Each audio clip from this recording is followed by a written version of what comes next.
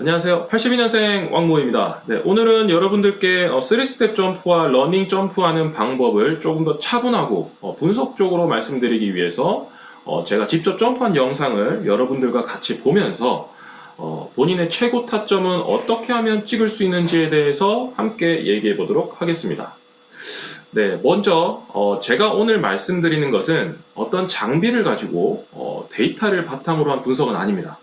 하지만 제가 그동안에 점프한 경험을 바탕으로 어떻게 하면은 점프를 잘 할 수 있는지에 대한 느낌을 여러분들께 전달하기 위해서 영상을 만들었으니까요.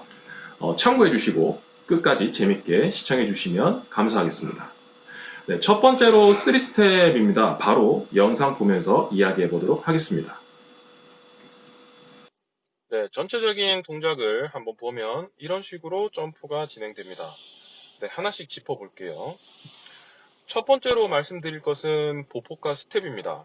3스텝으로 점프를 할 때 절대로 첫 번째, 두 번째, 세 번째 스텝 보폭이 같으면 최대 타점으로 점프를 할 수가 없어요. 왜냐하면 달려오는 속도를 마지막 순간 막으면서 그 힘을 위로 전달을 해야 하는데 보폭이 같으면 달려오는 속도를 막을 수가 없어요. 혹시 점프를 하더라도 최대 타점이 나오지 않거나 굉장히 자세가 엉성하고 어색해질 거예요. 다시 말해 마지막 점프 하기 전에 속도를 죽이지 않고 몸의 중심 궤도를 약간 낮추기 위해 보폭을 늘리는 것이다 라고 생각하시면 됩니다. 이 동작이 자연스럽게 나와야 마지막 스텝을 밟을 때 밟고 점프를 할 때 최대 타점으로 점프가 가능하실 거예요. 네, 두 번째는 상체 각도와 팔스윙입니다. 먼저 상체 각도인데요. 두 번째 스텝을 들어갈 때 중요한 것은 허리가 숙여지면 안 된다는 것이에요. 점프하실 때는 순간의 힘과 최소한의 시간으로 간결하게 치고 올라가야 하는데 허리가 숙여지면 간결하게 치고 올라갈 수가 없어요. 그렇기 때문에 상체는 거의 숙이지 않는다고 생각하시는 것이 오히려 편하실 겁니다. 그 다음은 팔스윙입니다. 팔스윙은 점프를 하기 위해 엄청 중요한 요소 중에 하나예요. 두 번째 스텝 시 팔을 충분히 뒤로 빼주는 준비 동작을 해주시고 마지막 3스텝 점프할 때 동시에 위로 빠르게 스윙을 해주시면 됩니다. 이것은 몸이 수직으로 점프를 할 때 조금 더 높이 올라가기 위해 추진력을 더하는 것이라고 생각하시면 돼요. 네, 마지막으로 세 번째 스텝에 대한 이야기입니다. 실질적으로 두 번째, 세 번째 스텝을 밟을 때 무릎은 두 번째 스텝 무릎이 더 많이 구부러지고요. 마지막 세 번째 스텝은 그보다 덜 구부러져요. 양발 다 동시에 무릎을 빠르게 피면서 점프를 하는 것은 맞지만 역할에 약간 차이가 있어요. 아까 스텝과 보폭을 말씀드릴 때 마지막 스텝은 달려오는 속도를 막으면서 힘을 위로 전달시켜 점프를 한다고 말씀드렸어요.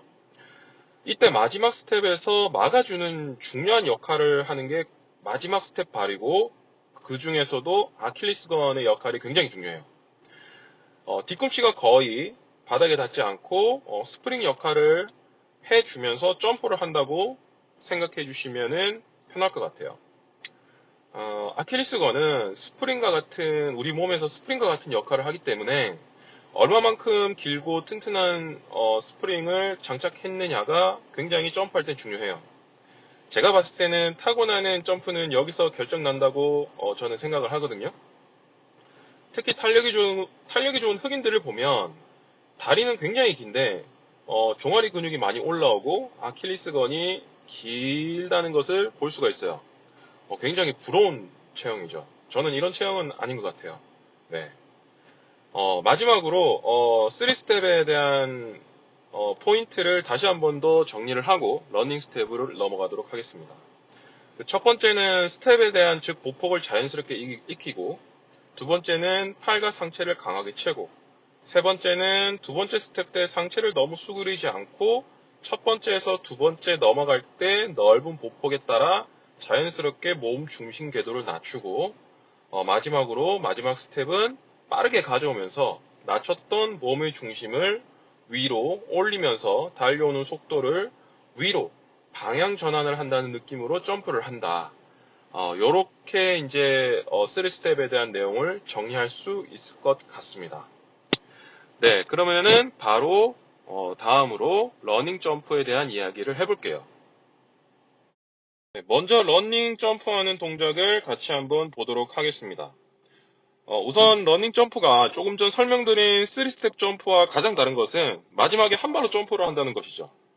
3스텝으로 마지막 두 발로 점프하는 방법과는 다르게 속도를 막는다는 개념이 없어요. 오히려 그 반대로 속도를 더 붙여서 점프를 한다고 생각하시면 될 것 같아요. 그럼 러닝 점프 방법을 제가 하나씩 좀 더 상세히 이야기해 보도록 하겠습니다. 우선 첫 번째로 스텝 부분입니다. 러닝 점프를 할 때에도 마찬가지로 마지막 점프하기 직전 첫 번째, 두 번째, 세 번째 스텝이 중요해요. 러닝 점프는 조금 전 설명해드린 3스텝 점프 동작과는 다르게 두 번째에서 세 번째 스텝으로 넘어갈 때 보폭을 오히려 더 넓히는 동작으로 점프를 해야 해요. 제일 중요한 스텝은 마지막 스텝, 즉 오른손잡이 기준으로 왼발입니다. 왼발을 바닥을 세게 때려준다는 느낌으로 순간 점프를 위로 하는 것이 중요하고요. 이 부분은 수평적으로 달려오는 힘을 수직으로 끌어올린다고 생각해 주시면 돼요. 그리고 또 하나, 이에 못지않게 중요한 것이 오른발 킥입니다. 무슨 말이냐? 보통은 점프할 때 마지막 스텝발인 왼발만 신경 쓰는데 오른발 킥을 얼마나 파워 있고 빠르게 가져오느냐에 따라 점프 높이가 결정된다고 해도 과언이 아닐 정도로 매우 중요해요. 그래서 두 번째에서 세 번째 스텝이 좁으면은 킥을 당연히 할 수 있는 파워가 줄어들고 그렇게 되면은 점프력의 추진력도 떨어져서 최대 타점을 낼 수가 없어요. 그렇기 때문에 달려오는 스피드가 어느 정도 올라왔다는 전제 하에 두 번째에서 세 번째 스텝의 보폭을 넓히면서 바닥을 왼발로 강하게 때리면서 마지막 오른발 킥을 빠르게 당겨준다는 느낌으로 스텝을 밟는다라고 생각해 주시면 될 것 같아요. 네, 두 번째로는 상체 각도와 팔 동작입니다. 상체 각도는 3스텝 점프와 마찬가지로 수그리는 동작이 없어요. 3스텝 점프 시 말씀드렸듯이 간결한 동작으로 치고 올라가야 하는데 상체가 수그러지면 간결한 동작이 나올 수 없다고 말씀드렸어요. 러닝 점프도 마찬가지고요. 그래서 상체는 수그리지 않고요. 팔 동작은 3스텝 점프할 때처럼 팔을 뒤로 빼진 않습니다. 좀 더 정확히 말씀드리면은 팔을 쭉 펴며 뒤로 뺄 수 있는 동작을 할 수가 없어요. 왜냐하면은 두 번째에서 세 번째 스텝 들어갈 때 이미 점프 궤도에 들어갔고 러닝 점프의 팔 동작은 달리기 하는 동작의 팔 동작이 이어지기 때문에 팔을 쭉 펴서 뒤로 빼는 동작이 불가능한 거예요. 대신에 팔을 빠르게 스윙해서 점프의 추진력을 더하는 것은 동일하기 때문에 팔을 강하게 스윙하는 것은 신경을 써야 한다라고 말씀드리고 싶어요. 네, 그럼 마지막으로 러닝 점프에 대한 포인트를 한번 정리하고 마무리를 해보도록 하겠습니다.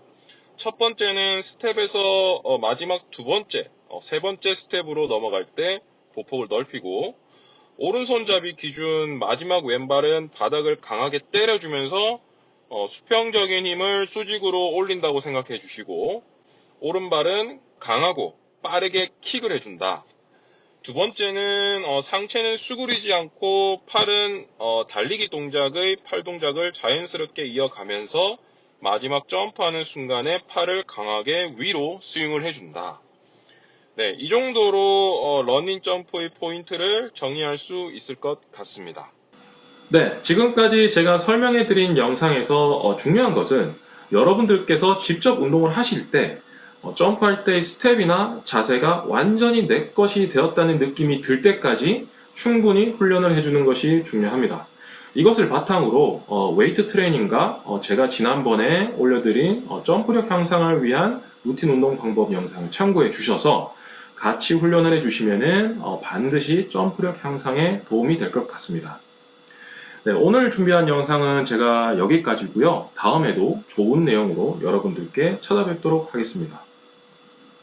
감사합니다.